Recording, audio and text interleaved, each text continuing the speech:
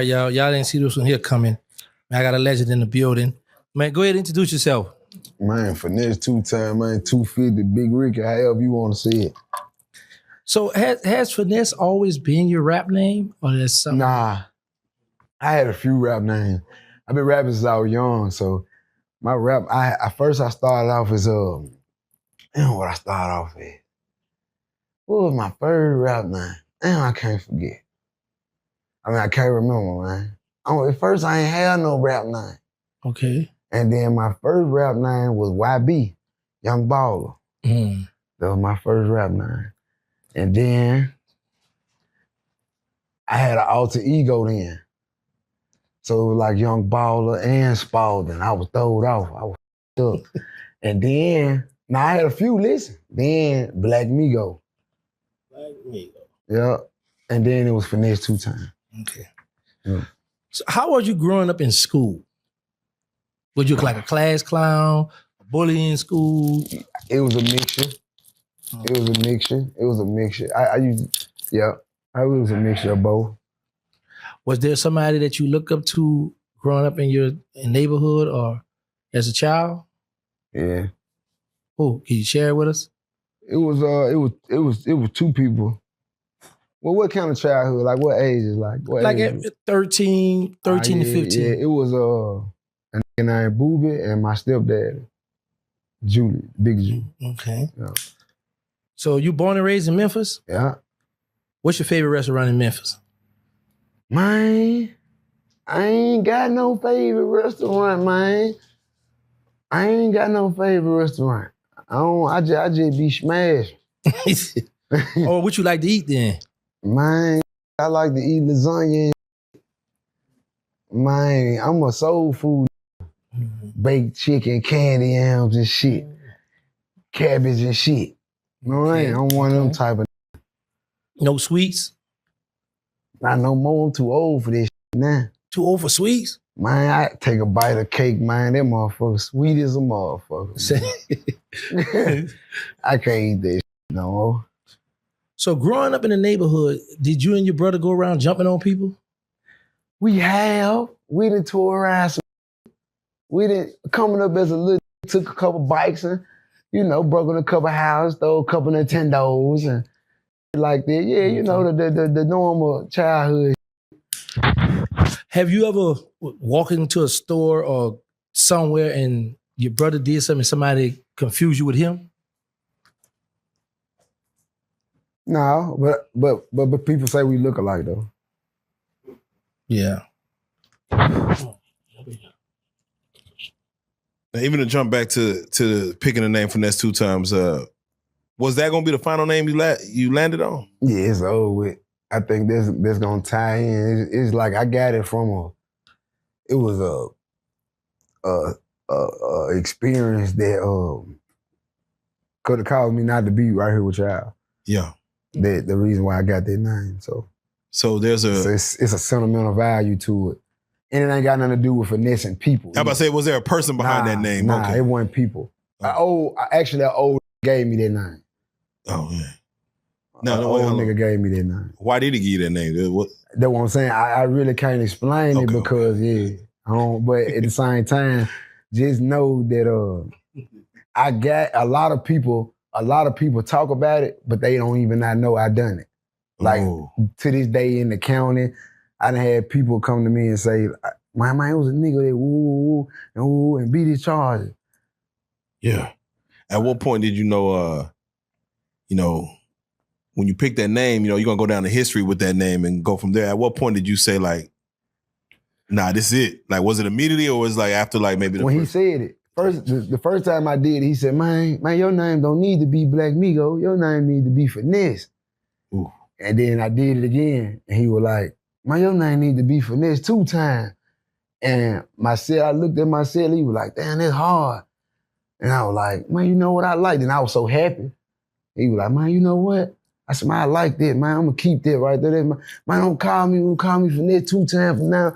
And then it was in jail. I got him in jail. Like, nigga, the fact that your celly stamped it. My celly stamped it, it was so hard. Yeah. So I just did prison stories with Joker, and being as though you've been to the Fed, Yeah. I was explaining to him how the politics work for its cause and stuff. And he found it strange about how if one of your homeboys do something, everybody got to be on point. Right. Because everybody gonna be held accountable. Right. Yeah, so I was just running that with him. But let me ask you this, growing up, was there ever a peer pressure for you to commit crimes? I think it all just evolves around being a product of your environment. Mm-hmm. I think it all evolves around wanting to be the guy that everybody look at. You know what I'm saying? Because when I was 9, 10, 11 years old, the 17, 18, 19, 20-year-olds, I seen robbing, running through the apartment, selling dope, and all the girls liked them, all the people liked them, they had the money, and when they come, it was cool, and I wanted to be him. So I think it's just being a product of your environment. I watched them, and maybe the other kids watched the guy that played football in the neighborhood, or the guy that, washed cars, but I watched the guys who was shooting at niggas and robbing niggas, and I wanted to be like him. So I say that was kind of peer pressure to me because I was born in it and I couldn't escape it. It was what I had to accept. Yeah, most folks, they come up and they say, they started from the bottom, and a lot of folks in America don't really know what the bottom really look like. Can you explain, like, how bad it was, if anything, for you as far as a moment you like, God damn, we got to get about this mom? I mean, I remember a point in time where my grandma my grandma used, I come from the 90s, the early 90s. So I come from a point when the air go out, the air unit go out and shit, where my grandmother had to put a wet shirt on us and put us up under the fan. Oh, man. Yeah. You know what I'm saying? In order to stay cool through the night. You know what I'm saying? To go to sleep, you wake up, that motherfucker dry. You know what I'm saying? Like this. Most folks don't know that. Hell nah. As a kid, did you know, like, damn, we really going through that? Like, did you realize that? I knew, but it's crazy that I knew. I don't know. It's weird, but I knew we were going through it, and I knew it was a way out there, motherfucker. I just didn't know how. As a young teen, who was that one person you looked up to, whether a dope dealer, whether a pimp, who was that person you looked up to that said, I got to get like that? Man, it was a few, man. My mama was young when she had me. So I was around the young, like when I was 10 and 9 and 11, I was around my mama was still young, so she was around the young. I was around a lot of them. I remember being, I was real little, I had real good hair. You know what I'm saying? I'm a young nigga with the good hair, so they used to like to take me out and put me in the cars with them and, you know what I'm saying, ride me around with them and shit. So, and then, my mama was in the street, so it was kind of cool, like, you know what I'm saying? Yeah. You know how it is, and so I was in the mix of this shit. I was around. I don't know a lot of their names, but I was around a few of them. Yeah. Okay, let's get to this. What inspired you to rap, and when did you know that, this for me? Man, listen, I always loved music. I got a family-oriented family. Like, I got one of them families that you wake up, it's music, you go to sleep, it's music. Like, whether it's rap, Al Green, Temptations, Five Heartbeats, it's some type of music going on in the house. It ain't really peace, it ain't really no quiet in this motherfucker. It's always music, auntie singing, grandma drunk singing, mama singing, somebody crying, something going. It's always some music going on in the house. So, and they used to call me, and I used to know R. Kelly and shit. Like, I used to know all the old songs and shit when I was a kid, bro. Like, they used to come, Rick, come sing this part. Come downstairs, auntie. I told them to go upstairs. Well, let them come down and sing this part. Ooh, you know what I'm saying? They get wait, shit and, you know what I'm saying? Now, you ain't supposed to be singing R. Kelly that young, got that. Man, but I knew it. When a woman fed up, I knew it. Yeah, they used to have me in there singing that shit. I ain't lying, for real.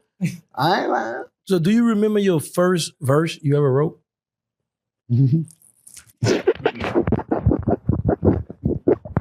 Nope. No. Nah. So, okay, well, how long did it take you to write the song Back In? Man, you know what? Back In was actually 2 songs. So when I got out the feds, I had like this. So I'm in the shoe. I did like my last 4 months in the shoe. And while I was sitting in the shoe, I had my proper fine to get to me. So I'm like, damn, I need to shorten some of this shit down. You know, a nigga fried, a nigga burnt out, so a nigga like, I want to leave out the door with little as possible. So I took some of my music that was whole songs and split them up. So Back In was 2 songs. Back In, and I put it together. What year you made the Back In? What, it was 22? 22, yeah. No, because when I come home, it was 21. Yeah, it was 2 songs I would listen to. I was 22. like, it was you and Lil Baby. In a Minute and Back In. I go back and forth. I said, man, these little youngsters, you're spitting. Yeah. You had me much throwing up the if you ain't my, I was throwing that up too. I said, I ain't know what it meant. I said, I'm throwing it up too. But yeah, man. So do you ever find yourself like in the studio like, man, I want to make another song like that? I don't even focus on making another song like that no more. I don't even, it's so much opportunity, it's so much going on right now with social media and so many opportunities on the table, on the floor. Like, I just make music now. You know what I'm saying? I explore with this shit, you know what I'm saying? I've been exploring with my voice. I've been exploring with different sounds, different types of, you know what I'm saying? So I ain't really just, but if it come, it come. I'm one of them type of that I've been it's gonna take your arm in out of nowhere. You know what I'm saying? Then you up from, you know what I'm saying? I'm gonna be around for a minute. So you haven't always had the raspy voice? You always had that? I always had that. You know? So you was a singer with the raspy voice? I put it like this, I always knew how to sing. Oh. Yeah. Now, Finesse, for you to be sitting down for this Back In song to be going as crazy as it was, for you, how, again, frustrating is it, or if it even was frustrating, to see the success that this song is doing, but you cannot touch that success? How'd you cope with you the mean fact? Going straight in? Yeah, going straight in. Yeah, I'm sorry, not Back In. I ain't gonna lie, bro. I was facing so much time, I ain't give a fuck about this song. I ain't give a fuck about no career. I ain't give a fuck. I had already, like, they had so much going on, and I had already knew the decks was stacked against me. Yeah. I was already, when they was saying the max of everything that I was facing in the feds, they were trying to give me the max on the 922G with discharging and shit. And in the state, they were trying to give me a 20, and then I had my security guard going all the way against me, willing to take the stand, so I was hit. So I'm like, I'm hit, and they gonna give me the max on the strength that I ain't gonna take it to trial. So I know I'm finna get a dub over here. I know I'm finna get a 10 over here. So I'm like, I'm finna do about 14, 15 years for sure. So I'm like, damn, I'm a young, I'm like 25. So I'm like, damn. And by my 9th month, I started to prepare myself for not going home. I had already chalked it up. I was like, damn, when I get out, a lot of folks gonna be dead. Like a lot of people, I'm like, damn, like, so I wasn't thinking about no song, homie. I wasn't thinking about I ain't give a fuck about it. Like, I call home, they be like, you know, going? I'd be like, I don't want to hear this shit. Them folks talking about some crazy shit. You talking about what the fuck them folks posted. I fuck what them folks post. I don't give a fuck about what them folks. Man, I call you back, man. Straight up. We gonna fall out in this motherfucker. So on the flip side of that, to be able to beat that charge, to be able to not even beat it, but to be able to get out and then come home to what you know was about to go on, how was that feeling to know that you had a song that was actually able to sustain your ride and your, you know, for you to sit down? And let me tell you, it's crazy because I finally realized I was going home.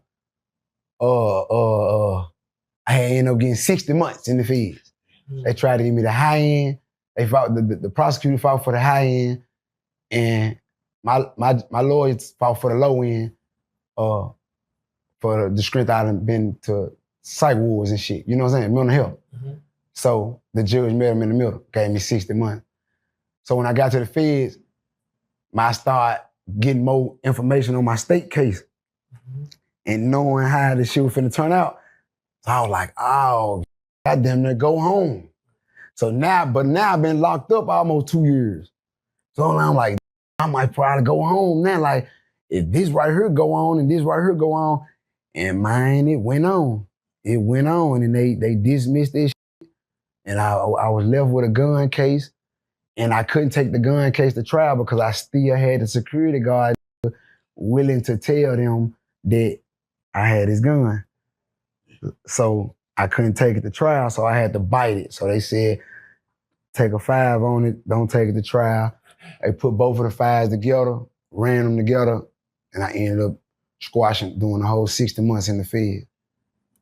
And what advice would you give, if any, to another young man? I know everybody's situation different, but if they throw him a plea that's, let's say, 8 or less, and the cards are stacked against him, what advice would you give a young man to take a plea or take it to trial?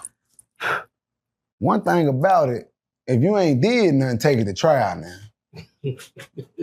One thing about it, man, if you ain't did nothing and them folk can't prove you ain't made no statement, I don't give a if another telling on you. If they ain't got nothing on you, if they just got one saying, he did this, and that's all they got, and they just feel like, since he your friend, he know. No, you and my friend, y'all don't know. He lying that he don't know me. He mad because I cut him off. I f***ed his baby mama. That's why they came told y'all this shit, because I f***ed this gal. I don't know what the f***. Take me to the cell. Give me a bun. I don't know what the f*** you got going on. Because get what? Get what?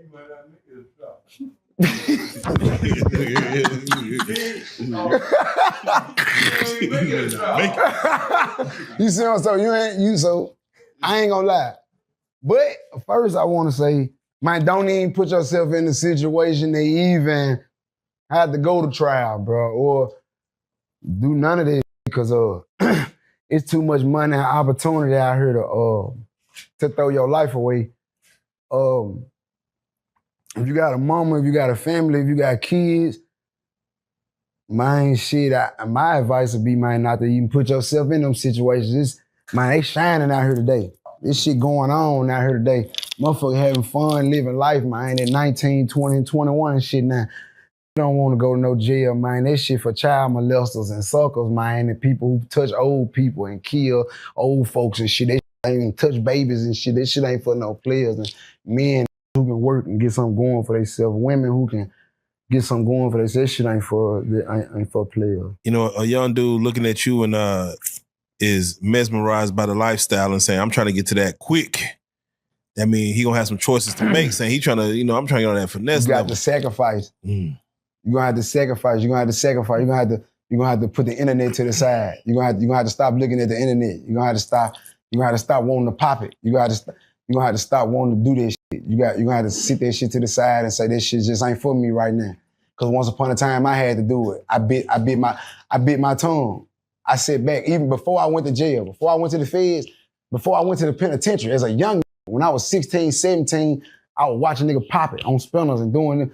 I never hated. I don't know what it was. I know some young, I done been around hating ass young, but I wasn't one of them. Like I always been a nigga that, how that nigga get there? Like, damn, that nigga like a motherfucker out of, and it just took me a while to catch on, but I ain't never been the nigga that just, oh, look at this whole ass. Now I rob you, but I ain't hating on you though.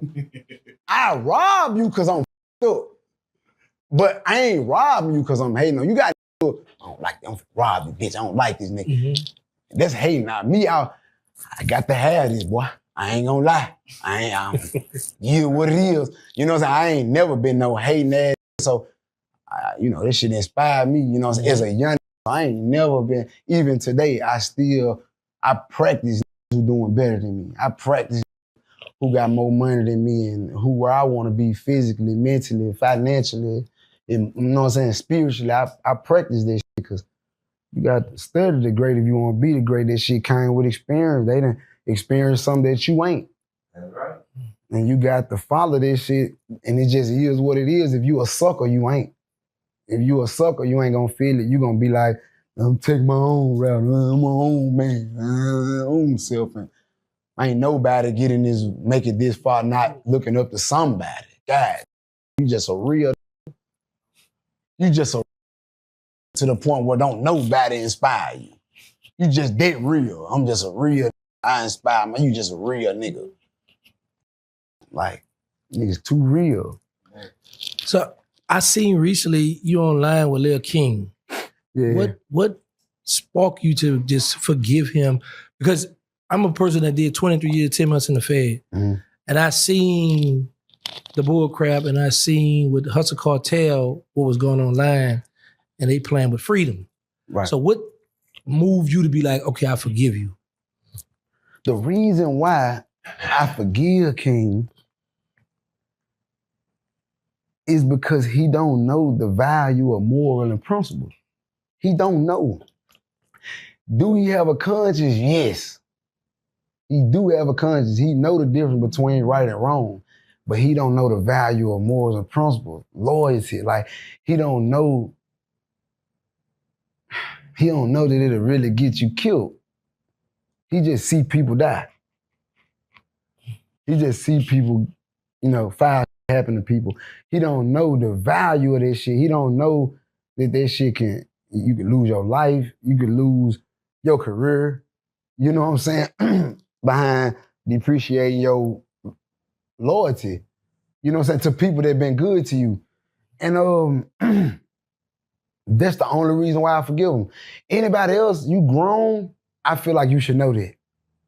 I feel like you should know the value of loyalty. I feel like you should know the value of morals and principles. And if you don't, I ain't got time to teach you. I can try if I love you.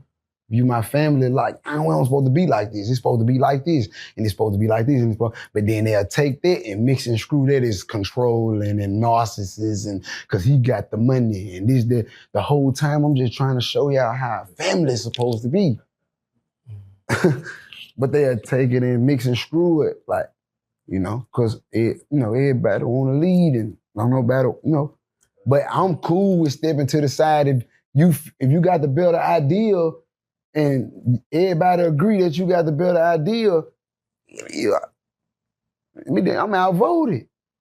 No matter if I'm the chief or just a soldier, like, you know what I'm saying? For now that you're on that forgiving path, for those that don't know, how was it, taking that young man on tour? You know what I'm saying? This is technically a kid.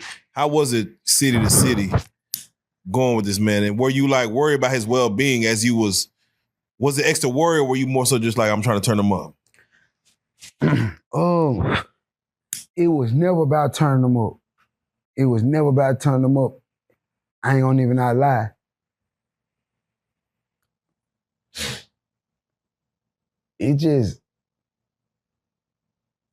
It helped me more. Like, I ain't gonna lie, it gave me energy to see him.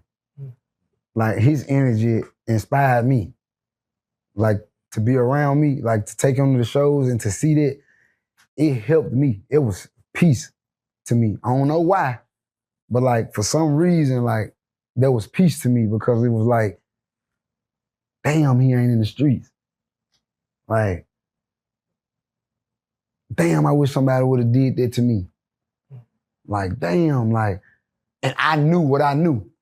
Like, and I knew what I knew, like, because at his age, I ain't gonna say I was as swell as he was, but 12, 13, if I'd have had that opportunity that I gave him, I'd have never went to jail. I'd have never went to jail. That's all I wanted was somebody to look up to. And, you know what I'm saying? I was the oldest. And I ain't had no uncle and big brothers and big cousins. My big cousins haters and shit. Them niggas, I was doing better than them niggas. I was 13. So I ain't, I was really on my own. Even when it came to friends, I was the leader of the bunch. Every time, as a young nigga.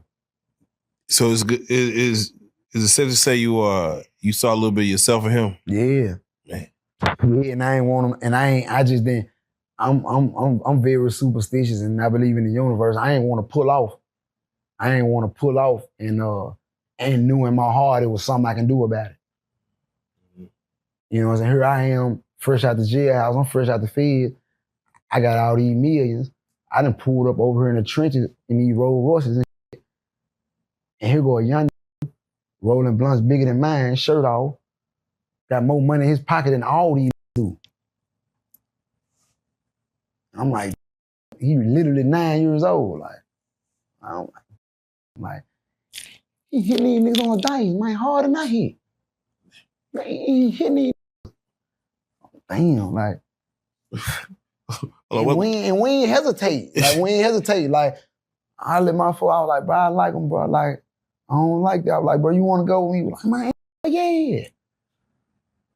And I was like, man, you finna come with me, man. I took him to his grandma. I got some permission, and I had him with me, man. Suge, her mama, my mama, Lil Ju, everybody raised him. Everybody, we ain't never just let him run wild and free and just do what the fuck it never was just, you know what I'm saying? So, you know, it was sentimental to us when he did that. But at the end of the day,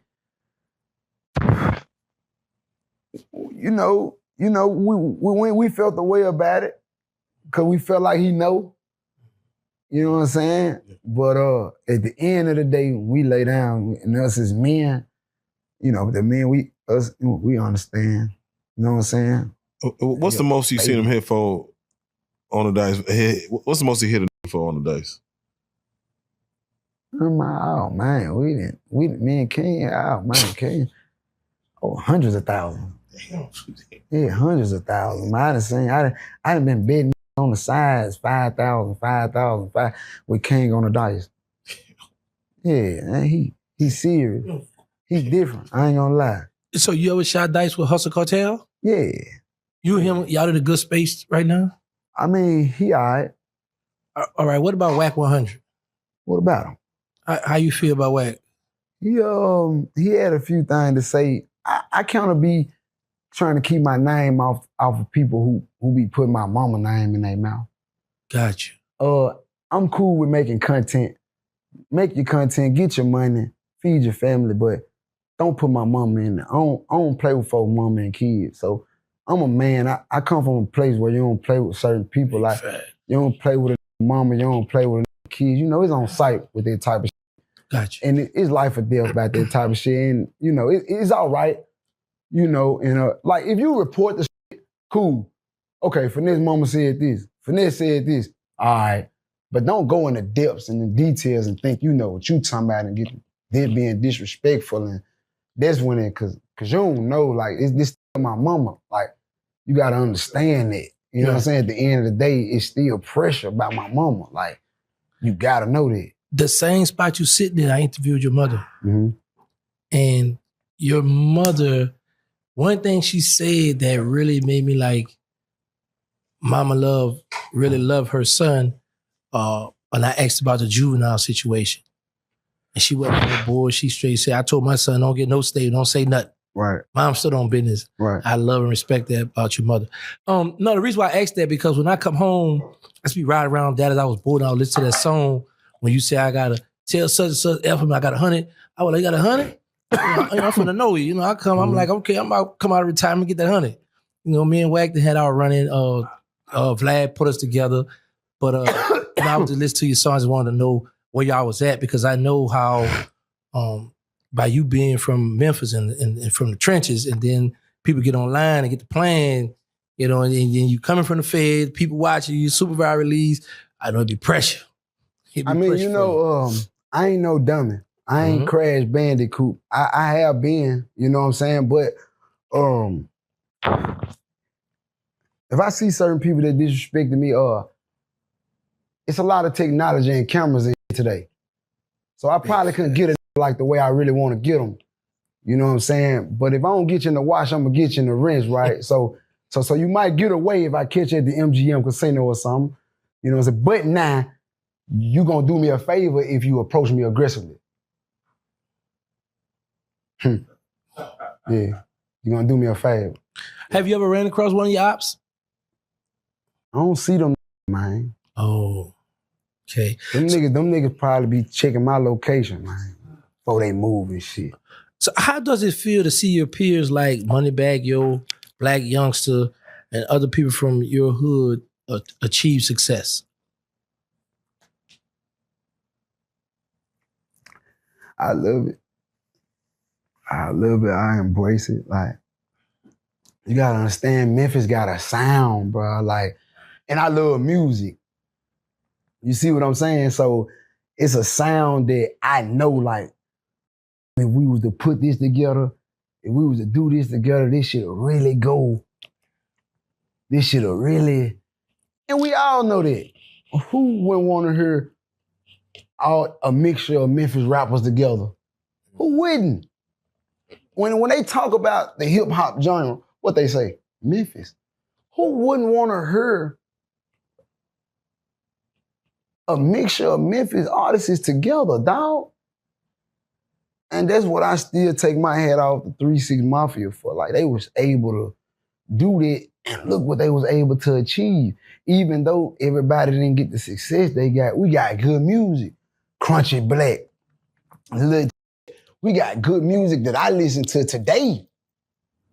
You see what I'm saying? Mm-hmm. So when we talking about music, we talking about Memphis, when we talking about rappers and success, I'm ready for the next. Because I always been for the, you know, it just ain't my city. Who out of Memphis would you love to do a song with? Who out of Memphis I'd love to do a song with? I think, man, me and Don Tripp deserve a studio session. Don Tripp hard. I like Don Tripp. I was a Don Tripp fan during my early jailhouse days, 18, 19. I fuck with Tripp. All right, let's drive down to the NO. How did you hook up with BG? Man, listen, man. Listen, man. Wow. So listen, man, I'm sitting in I end up getting shipped from FCI Memphis out the shoe to USP Atlanta. And when I hit the yard, they sent us straight to the shoe. They sent us straight to the shoe. It was in the middle of the night. They sent us to the shoe. So they like, man, Finesse back here. All you know how this shit go to COs. And so they said, man, BG crossed the way in the smooth program. I'm like, for real? They like, yeah, woo. So the officer trying to get Jizzle a kite to me, and I'm trying to get a kite to him at the same time. I ain't know he was sending me one, he ain't know I was sending him one. Yeah. It was crazy, like, it was weird as hell. But we never, they ain't want to do it. They were like, man, the cameras on us. They know you back here, they know he back here. So they like, nah, man, they ain't with this shit. They were like, and it was street officers. They were like, man, y'all just try to cool off. But I get to the compound, and they still didn't ship Jizzle. So I was able to connect with him. I ain't gonna put nothing on there, but I was able to pop with him, and I got him a kite. He was able to communicate with me, and we chopped it up. I was like, bro, I'm gonna stay in touch with you.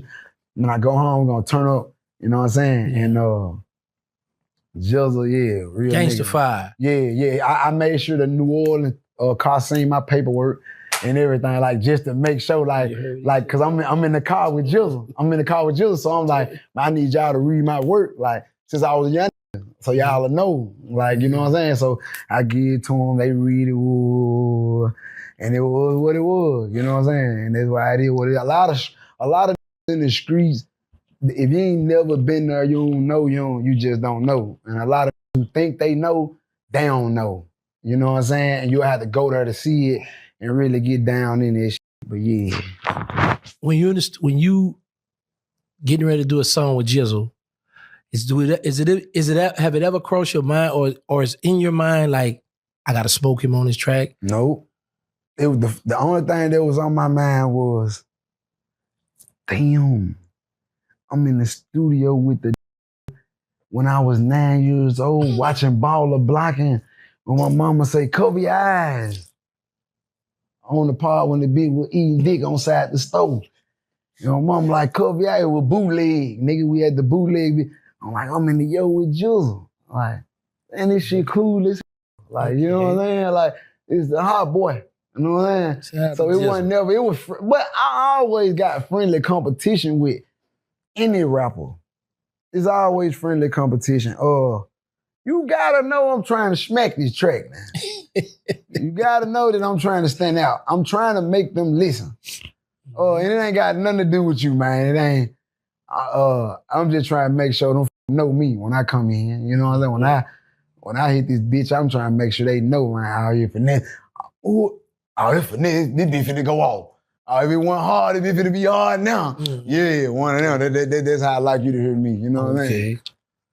Are you and Jizzle planning to hook up again? You got something else cooking? This shit overloaded, man. Jizzle got 6, 7, 8 songs. It's overloaded. We just waiting on the right time. Have it ever been a time when you hit the stage, you ever felt nervous in front of the crowd? I always do. I don't think I never let that feeling get away. Yeah. I don't think it'll never go away. Yeah. I think it just come from I think it's trauma. Yeah, I think it's trauma, yeah. Okay, because I see where you mentioned struggling with peace. So do you think that comes from spending so much time behind bars? No. Because I seen a lot of white boys at peace in jail. I seen a lot of niggas at peace. I seen niggas who had family. Them niggas was at peace. Them niggas was doing their time happily. They was getting commissary. Them niggas was getting letters. Them niggas was getting. Them niggas had family that loved them. Them niggas was at peace. They knew they had love. They had love. And that's why I think I f***ed up at. I ain't getting no love. I ain't have no love. So that's why I think I thrive on loyalty more than anything, because I sat in them jails and looked at loyalty like it was better than love. Because if you loyal to a motherfucker, you gonna be there. And it's gonna trump love. And that's how I always felt. Remember we had that podcast, dog? I don't know what you're supposed to do. It's just how I feel. I don't give a fuck what go on. I don't give a fuck. Like if it ain't the ultimate betrayal, loyalty should trump love. If it ain't the ultimate betrayal, if my life ain't on the line, you ain't did something to really just put my life or my freedom I feel like we should be able to get over it. Mm-hmm. What they say, loyalty versus respect. Which one trumps? I don't think you can compare them two. I think respect is within loyalty. I don't think you can compare them two. I think if you loyal to a nigga, you automatically respect him. No matter if he bigger than you, smaller than you, if this position lower than yours, if you loyal to him, you automatically respect him. That's my opinion. So since gaining your freedom, do you ever reflect on the past years, or are you more focused on, what's going on right now, getting to the bag? Can you say it again? Like, since gaining your freedom, like, do you ever reflect on, man, I was in them jail cells, and I didn't see myself being, in this position I'm in now? I knew a position was to come, but I didn't know it was this one. I didn't know it was gonna be this heavy. I ain't know the crown was heavy like that. I ain't know that motherfucker was heavy like that. I thought, when you broke, you think money everything. So when you get that shit, you see it ain't nothing. I ain't gonna just say it ain't nothing, because it puts you at a comfortable position, but then it become unpeaceful. It's not peaceful. You comfortable, but you're not peaceful. You know what I'm saying? So how important is Jay Prince to you, and what did you learn being around him? Oh, man. One thing I can say about you talking about Jay Prince or Jay Prince Jr.? Jay Prince Jr. Anyone? Give me both of them. Who you talking about? I don't want to speak on. Which one you spend more time around, Junior? I spend a lot of time with Junior. Okay, well, how important is he to you, and what did you learn from being around him? I learned being around him that sometimes when two people can be put in a position where they striving, you know what I'm saying, and they I'm learning as I go, and you learn as you go. And one want it and one don't understand. And I think he the one that wanted it, and I was the one that didn't understand. And with that being said, I don't regret it, nothing. But when you commit to something, you forced to understand. You shouldn't have never committed to it. Speaking in general, don't commit to something that you don't understand. That's my analogy of it. Like, I'm not going, no matter how much money it involves, no matter how much it involves, I'm not finna commit to it if I don't understand it. If I don't know it, if I don't say X, Y, Z, I'm not gonna do it. When I commit to you, even if you change up on me, if death or jail ain't involved, God, you changing, but I got to deal with you. You wrecking the shit out of my cars, nigga. God, you done got me fucked up with my gal. You lost my ring, my jewelry, all my... I still love you. I'm committed. I gotta understand. I got in this with you. I'm committed to this. That's how deep my loyalty run. Material, none of that shit ain't gonna mean nothing to me. Like with you. You know what I'm saying? So when it comes to me and bro, like I just feel like, it was just two separate people, two different people. Do I appreciate it? Hell yeah. I appreciate the shit out of it. I could have came home and went another route. It could have went a whole another way. It worked out. I got a good deal. I got paid out of it. I got a bag out of it. You know what I'm saying? And you know, I'm looking for big things ahead now. You know what I'm saying? That's what we at right now. But the next project will be dropped up on the Mob Tide. The next project will be dropped up on the Mob Tide, Finesse Gang, Rap a Lot. Finesse Gang is F&G too.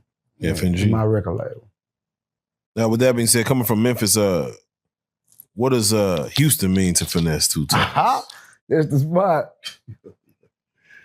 Shout out to all my Houstonians. Everybody, like that's the spot, but I ain't gonna lie. Houston's the new Atlanta. I take Houston over Atlanta any day. Atlanta, yeah, too bougie, everybody cocky, everybody got it. You go to a house, you got roaches.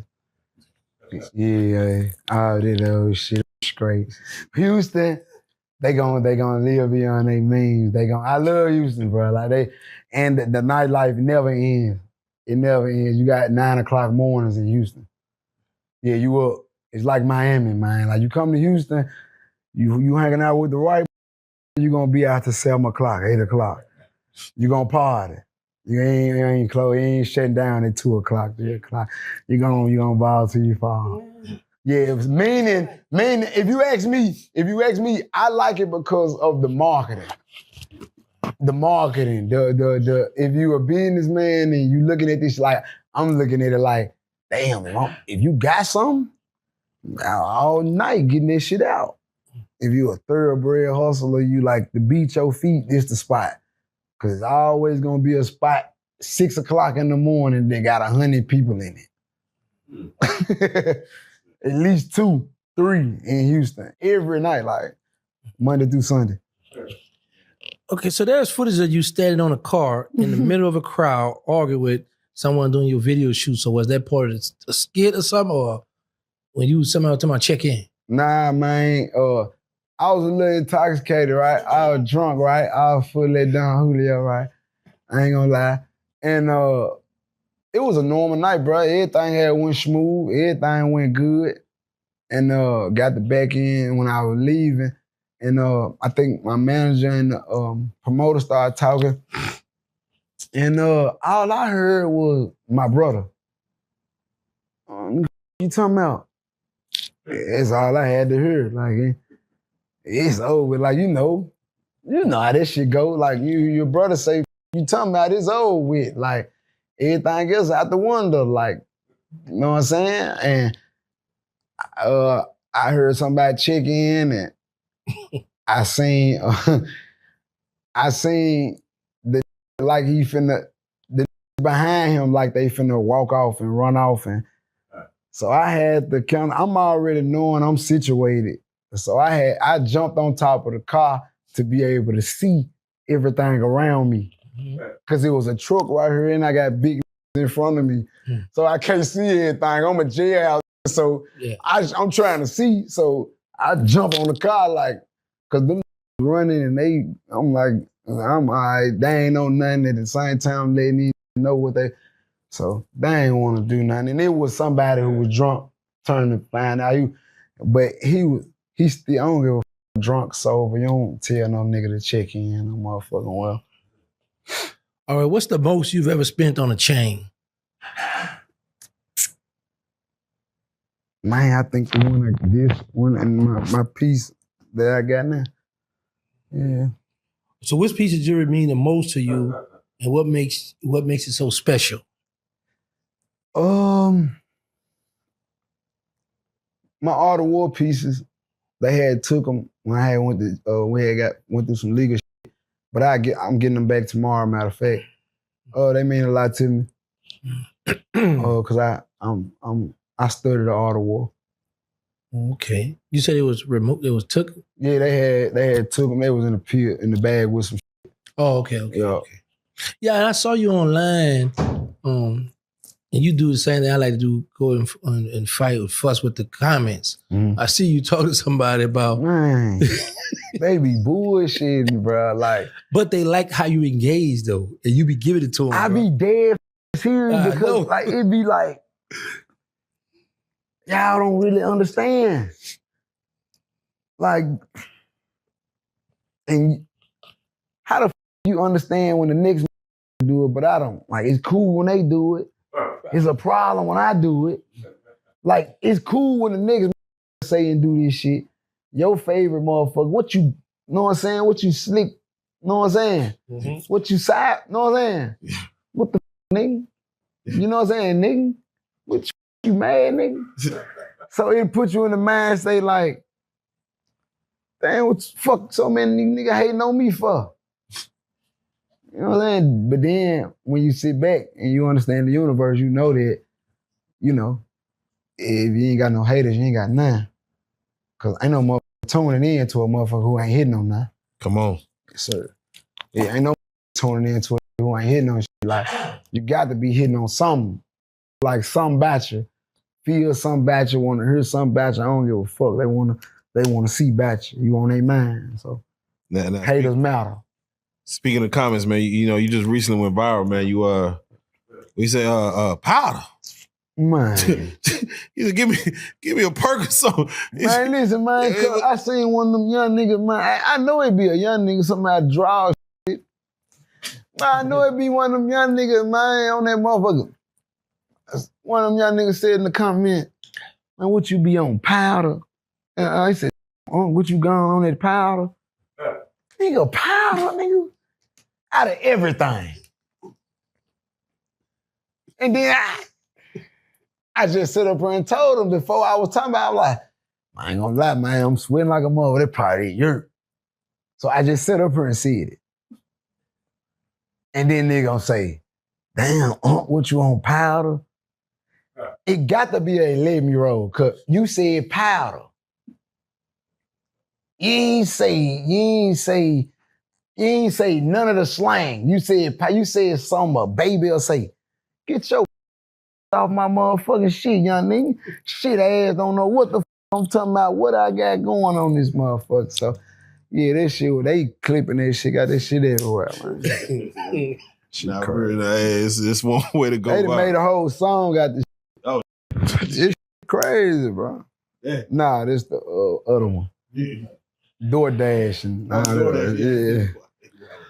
Memphis has a notable culture around pimping. Are you aware of any real successful pimps from your city?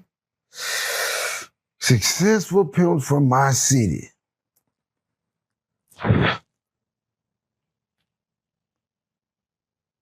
Done one successful? No.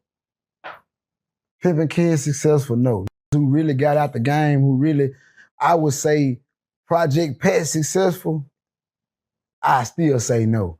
Project Pat was a pimping and ain't even make it farther than he did with the pimping. So, and with being successful, Oscars and shit. So, you know what I'm saying? Like, every Press Lads ain't no pimp OG. every Press Lad ain't no pimp.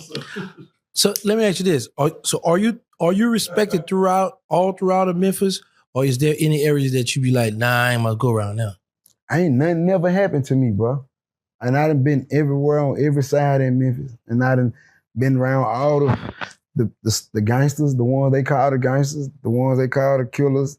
I done been around all of them. I ain't never had nothing took from me. I ain't never shot dice with a and they booked me for my point on the dice. I ain't never had nothing took from me. I ain't never had nothing strong armed. I ain't never had nothing stole, nothing. So I would say that's respect. And I can still go do that today. So I would say that's respect. If you ask me, you can say what you want to say. If I can come in, go where I want to go and do what I want to do, that's respect. Okay, so what's your take on fake jewelry? I don't give a f about no fake jewelry. Yeah. Mine ain't fake. And I just did. Would I give a f like today? No. I don't give a f about no jewelry. I wouldn't give a f. I wouldn't, if a came around me with some fake jewelry on, whoop-de-doo. If you feel like you got to fake it, then so be it. If you feel like that's you. I'm not finna judge no nigga cause on how they feel, man. Like that's just like me judging a nigga that chose to go play football or basketball. I ain't finna judge a nigga just because you chose to go play basketball. I mean, it is what it is. You chose to wear fake jewelry, nigga. Take what come with wearing it though now. Take what come with wearing this shit. Nah. You got to take what come with being, whatever you want to be. You know what I'm saying? Okay, how was it working with Jermaine Dupri? How did that come about? Super smooth. Super smooth. It was super smooth. He was a cool dude, down to earth. I ain't getting no celebrity kind of vibe off of him. Like he didn't want to be there. Like he was doing it just for the money or just for the content or just for the, I ain't get none of that. I ain't feel nothing. And then we worked for like 3 days straight. Like we worked, like I went home, came back. So, and every day it was the same vibe, same energy. So yeah, it was super dope. And I would advise people to work with Jermaine. I would advise people to work with Dupri. Yeah. Jermaine said he used to spend $10K a week at Magic City. I can believe it, man. Man, Bow Wow said that he got strung out on strippers. He fucked that young nigga up. Damn, no folk with Magic City out. No folk with Booty Club bandits. No folk with Booty Club kings. Booty Club men. Damn, no folk with Booty Club crazy. 10K a week. Hey, that's crazy. That's wild. That's wild Booty Club. Oh.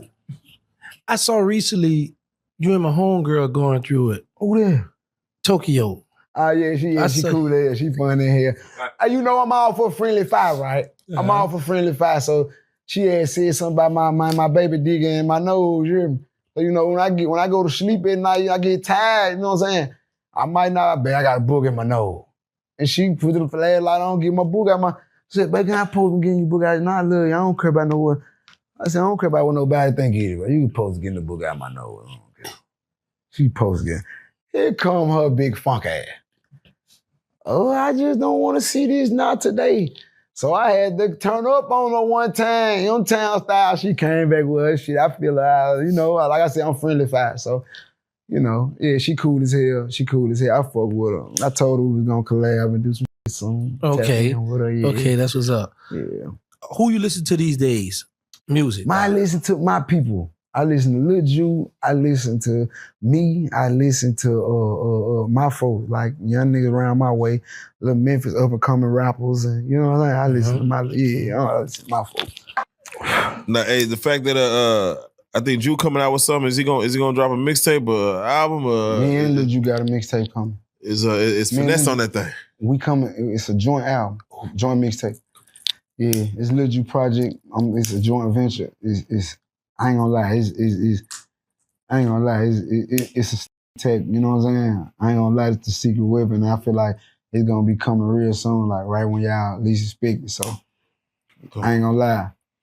26 and get ready for Lil Ju. So come on. Now you said something earlier about fame and money. People think that money can buy you happiness. For those that think that, it can. Okay. It can. Speak to it. If you one of them kind.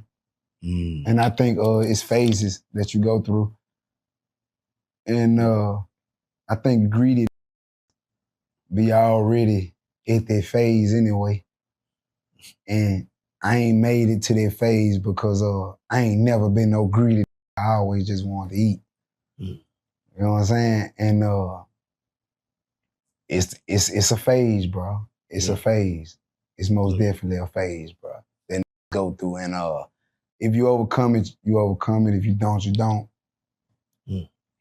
Got it. I know we got to speak on your situation with Offset, man. The back and forth. How did that stem? What did that stem from? Like that shit was goofy. Yeah, but what that shit was goofy. That shit was some word.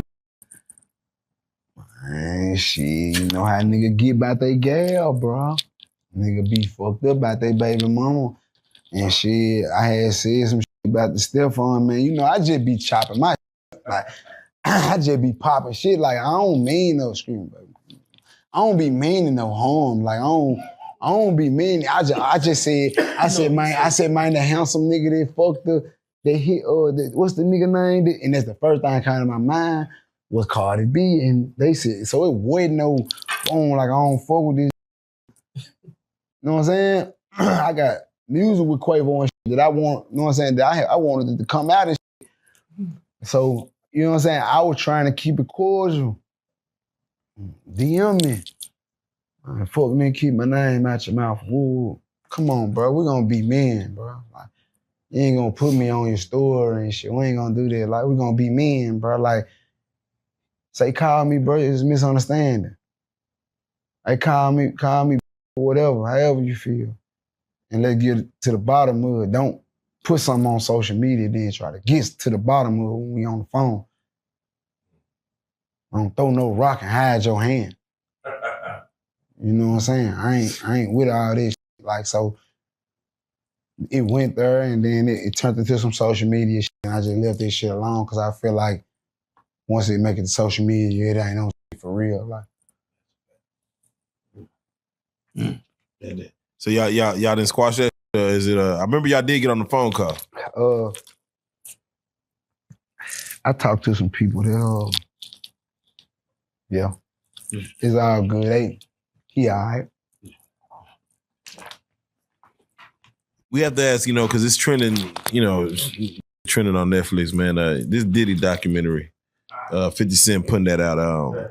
You on the celebrity status, like what lessons got to be learned for other celebrities watching what 50 Cent put out about Diddy, and is it a cautionary tale? 50 Cent is one of the I studied growing up. Since I was 8, 9, 10 years old. He inspired me to rap. And even then I knew it was something about that nigga that intrigued me. And when I went to prison, I read the 50th Law. But I read the 48 Laws of Power first. And I studied it. I ain't gonna say read it. I ain't gonna say read it. I studied it. So when I kept hearing about the 50th Law, I'm like, then they like 50 Cent wrote it. I'm like, so what this supposed to be a spin-off to the joint?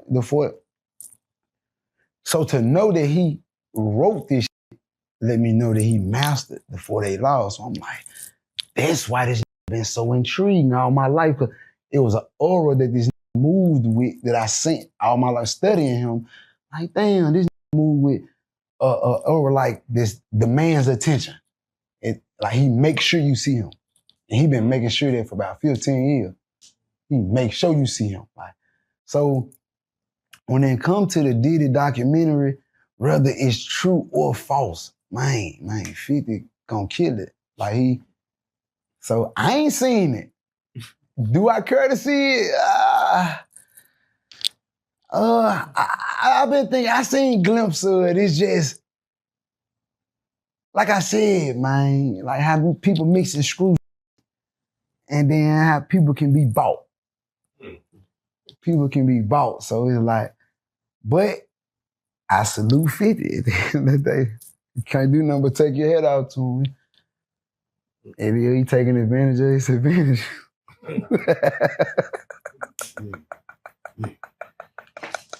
Hey, come on. Come on. And then, hey, he said he got more hours coming, more parts coming. Hey, when you see the bag, when you see the bag. When you see the bag. I like baby oil, bro. Yeah. I fuck with baby oil, bro. I still use baby oil. This nigga Diddy might turn baby oil up. Hell no. So looking back on everything, through all your experience, what are you most proud of during your journey? What are you throughout? What am I most proud of? Yeah. The lessons. The lessons. I'm more proud of the lessons. Every day I just appreciate growing. I just appreciate not going to jail and not dying for not knowing. Cause it's a lot of that don't be knowing, and it's a lot of don't give a fuck for knowing not either. And this that could help me live and stay free. And they still wouldn't give a fuck to tell her to sit back and see her on a crash course and won't reach out. Gates will. Kevin Gates will. Yeah, I see you. Like a lot of won't, because you really be silent competition to them anyway. So they really be wanting to see you out the way. And I respect the game. I'm a 48 laws of power guru. I respect the game, but only thing these got on me is time, though, out here in this free world. See, long as I stay free, and see, what they don't understand is I'm already programmed to know. I just gotta see it. And once I see it, you through. You through. I got you. Like, all I gotta do is stay free. I ain't got nothing but time on me. That's it. I ain't got nothing but time on me. Even at the height of you having the biggest song, did you ever experience being around celebrities and they still look down on you? Didn't look down on me. Them niggas didn't look down on me. Them niggas, everybody always had a certain respect for it. I ain't never felt like nobody looked down on me. I've been around some A-list artists, like A+, and they respect a nigga like Finesse, real, you know what I'm saying? They respect a nigga like musically, personally, you know what I'm saying? So, what I heard. Even outside the music, have you thought about transitioning or adding to the repertoire, like acting, streaming, content creation? Have you? So I'm getting into the streaming thing, bro. Like after I started going live out of boredom. I get tired of writing music sometimes. When girl go to sleep, get bored, I'm high.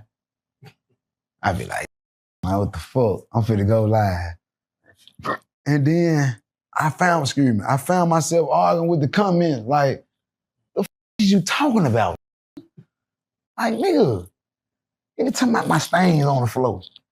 I got kids, man. They drop juice and shit, man. You think I'm finna get down there and scrub that shit every day, man? I'm not finna scrub no Kool-Aid stain, man. Shut the fuck up, man. Just help me put this shit together, man. I got on live for you to help me do this, nigga. I ain't get on live, you talking about no motherfucking stain on the floor. And so it's crazy, bro. I'm just going with the flow, bro. A live stream will be wild. But yeah, I'm a with the streaming. The Real Big Father. I got a Twitch already. It's The Real Big Father, spelled out the right way, everything together. And I just started like a week ago. I got 3,000 followers. I'm gonna continue to do music. Music is my passion. It's something that I do, regardless if I was with a label or not, whether I was hot or not, whether I was cold, whatever. Like whatever I'm gonna make music, bro. It's just me. I'm gonna make music. I'm gonna put it out. Whether the label approve of it, whether they don't, I'm gonna put it out. You know what I'm saying? Cause I love music. It's just me. You know, T.I. just came out, I think like 2 days ago saying, you put him in the booth with anybody, he coming out with the better verse. And, you know, it's funny because when he said it, I thought about you. So I just got to get your take on when a T.I. says that. I ain't gonna lie, I feel the same way. I ain't gonna lie, I feel like you can't put me in the studio with Lil Wayne. You put me in the studio with Wayne, I'm gonna go out on him. I'm not leaving. You know how niggas leave? I do my verse tomorrow. I'm gonna get back at you. No, he can come with all them psychological bars and if you want to. I'm gonna come walk that bitch down. And it ain't gonna be, it's gonna be short and strong. A 12 strong. I'm talking about when you gonna feel me every bar, every time the 808 hit, you gonna love it. Like, you gonna feel and you gonna know I was on that track with Wayne. Like, it ain't gonna be no Lil Wayne killed that track. Now Lil Wayne and Finesse killed that track.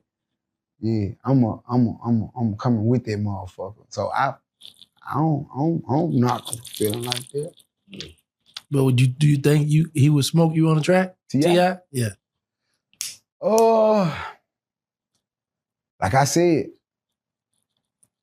friendly competition, man. You can't do nothing but find out, man. If folks want to see it, put it together. If the folks want to put it together, guys. Oh, okay. You want to see Finesse and T.I. get in the booth, see who got the better verse, put it together. Okay. Put it together, and then she gonna smack. Now, I watch your live a lot. I watch you on social media a lot. And I could see you having a reality show. Mm-hmm. You need a reality show. It's in the making. I got a couple things. I got a couple things that I'm thinking about, and that I'm thinking about venturing into. Like I said, music gonna always be number one. You know what I'm saying? And I'm gonna do this streaming thing, and it's kind of gonna be like number one. You know what I'm saying? Mm-hmm. But you know, that type of thing, and is number two. But like I said, I just gotta be free some more, bro. I just need to learn some more. That's all. Uh-huh. So what places have you toured? I mean, that you haven't toured that you would like to go to? Overseas. I don't even care about the States no more. It don't even be. What's your take on NBA YoungBoy? Oh, man.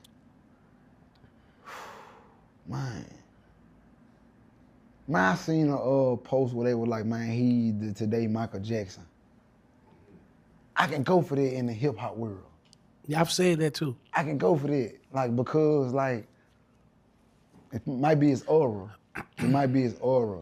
I think, you know what I'm saying, in his energy, and I think being outspoken, not backing down, and just being one of the ones, and make good music at the same time, like timeless music, and being outspoken, and being able to show his personality.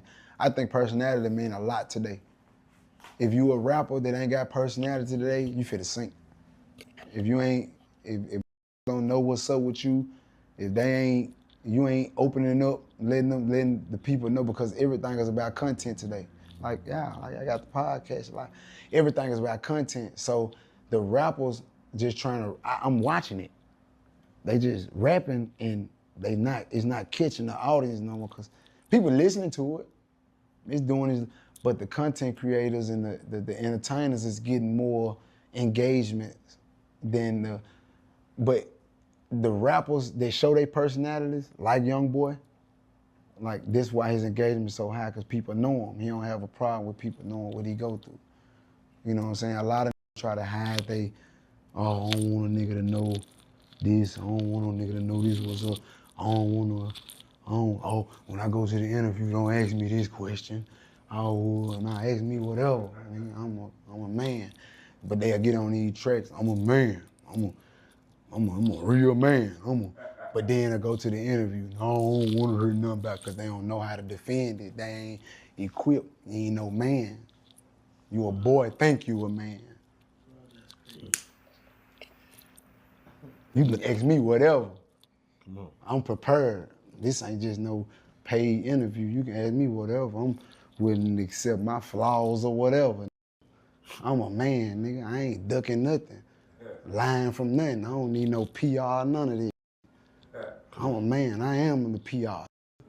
You ask me, you gonna get it. Raw and uncut. You want it. And you gonna love it, because I'm gonna keep it real, something you can't do. When it comes to these basketball players that want to live the rapper lifestyles, man, can you give them a heads up? Because a lot of these athletes be trying to live like rappers do. Who you talking about, bro?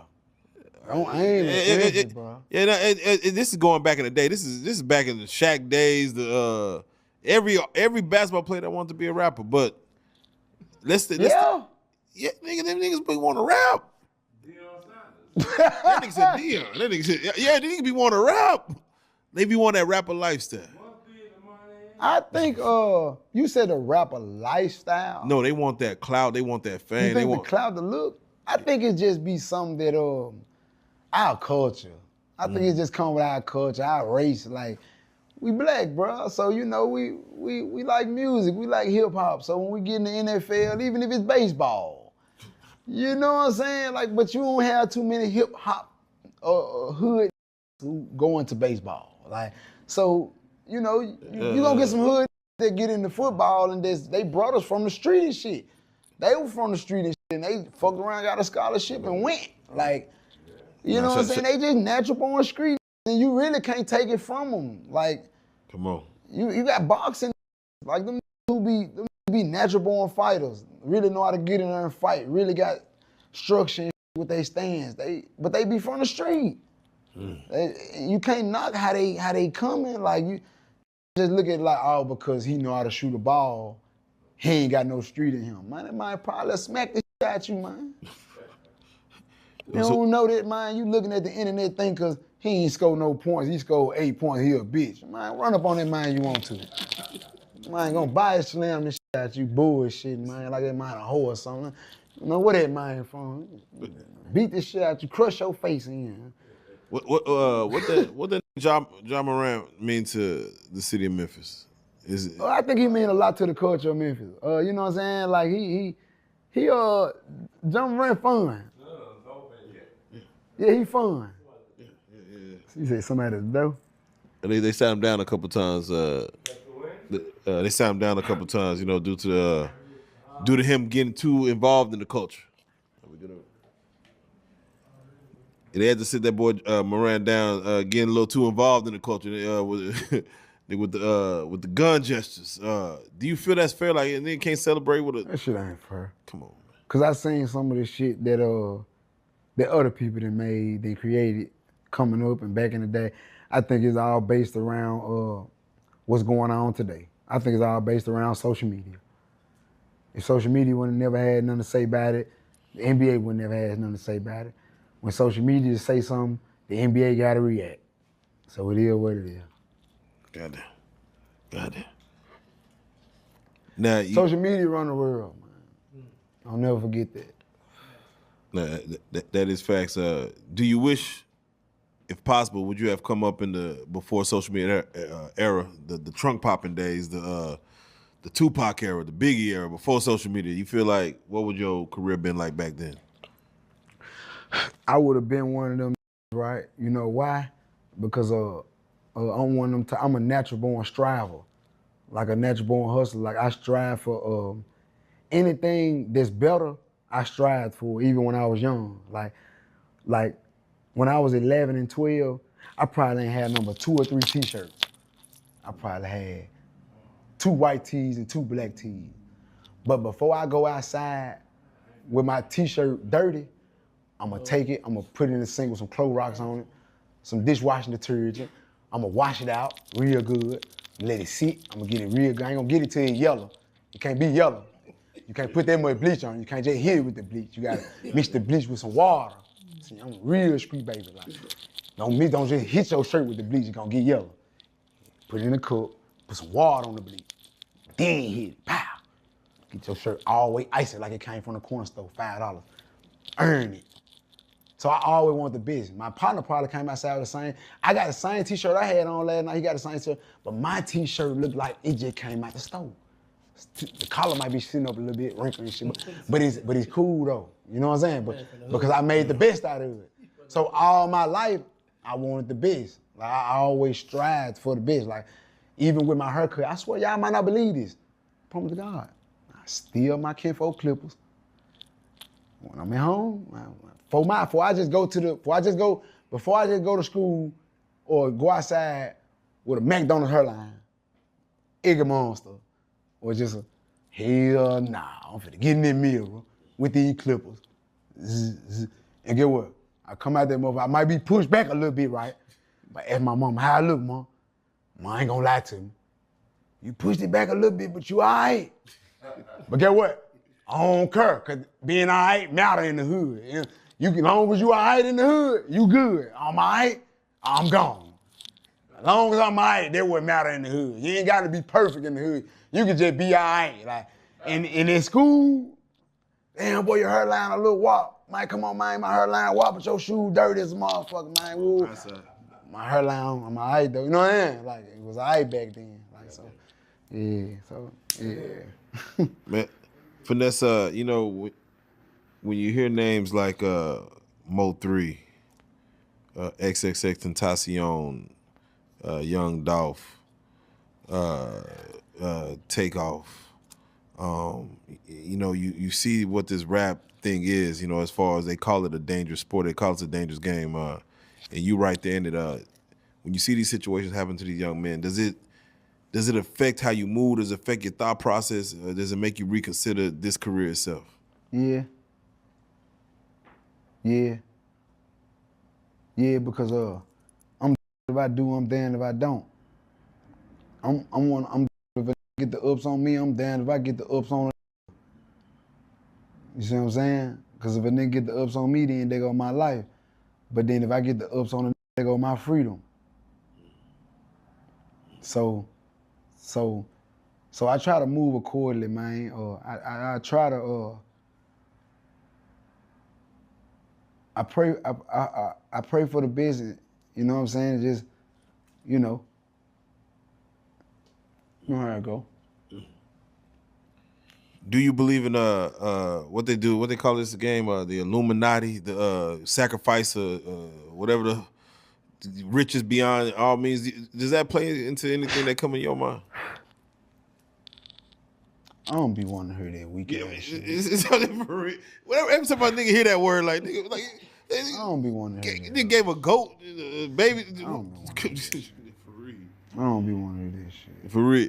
Now, do I believe in voodoo, black magic, and all that? Yeah, but all that old extra ass shit, man, I ain't. So when it come back to you will know if a nigga come in finesse like that. Finesse them tore that motherfucker up. Hey. My head was chairs flipped over, cameras broke, everything. Them folks asked Finesse to do this shit. Whatever Illuminati shit they asked. Man, whatever, man, Finesse them tore that hoe up. Why? Man, we don't know. Just know, nigga. You gonna know when we tore that motherfucker up. If it's some Illuminati, you gonna know shit. I don't want to hear nothing about that shit to the end. Come on now. What's more important in this game? Is it the network or is it your bread? When it comes to trying to make it actually work in this game. You say your networking or your bread? Or your bread, your money. It's most definitely gonna be the networking. Money matter today, but money really don't matter today. because everybody is making money to invest. So it's going right back out today. Like even the ones who making the millions and millions of dollars, they putting that shit right back in. Clip it back. I got it.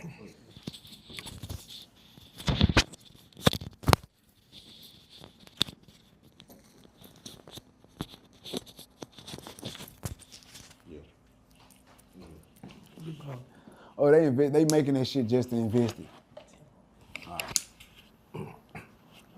So what you have coming up? Have anybody sent you any roles to play in the movie?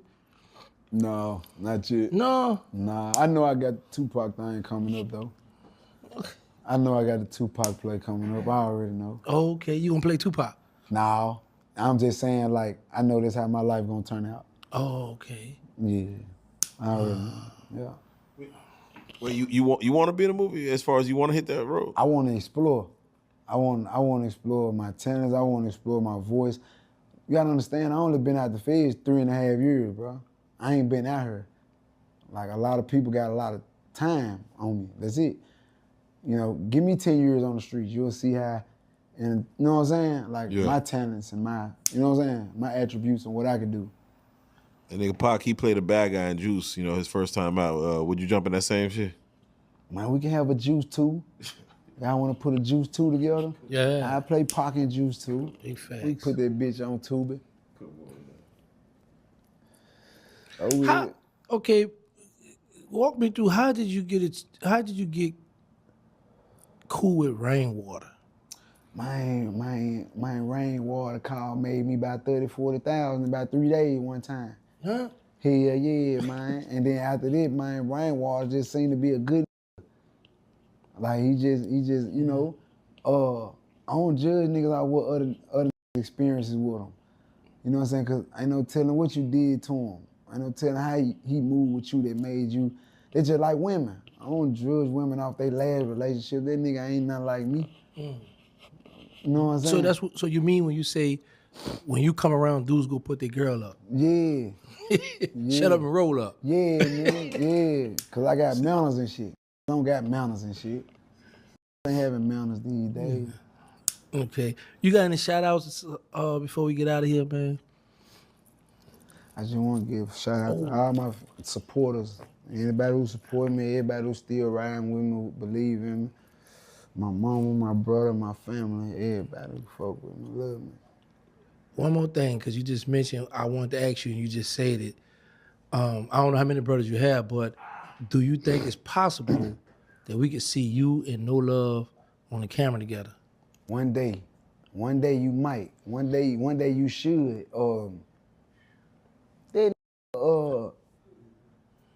That nigga throw it off, man. I met him. I didn't hung out with him, so. I don't know what's wrong with my brother. He all right though, man. When we were young, man, that was my best friend, man. For some weird reason, man. I don't know, man. But like I said, I'm a firm believer in change, right? Because I changed. And I remember when I was looked at like a f***ed up individual. And I changed, and a lot of people don't acknowledge who I used to be and who I am today. But when they do, they be like, yeah, all right, I take this versus who they there. You know what I'm saying? Like, so I still got that much for the like the change. That's all I got for the. Other than that, I ain't got nothing for that, man. I ain't got nothing for other than that change, nigga. And not for a couple months, nigga. Change don't do. You don't change for no couple months and then you back to the bullshit. Now change is within. Like change is surrounding your whole life, not with just your brother, with your whole family, your life, your health, your the way you deliver things, the way you come to these interviews and talk about your brother, the way you know, it's all this shit matter. You know what I'm saying? Because you ain't gonna pay me to come here, you know, interview and talk crazy about my brother. Anything I'm gonna talk about, I'm gonna speak on it and I'm gonna let you know how I feel about it. And at the end of the day, you know what I'm saying, they still my brother. With that being said, thank you for coming through. They ain't see this one coming. We out.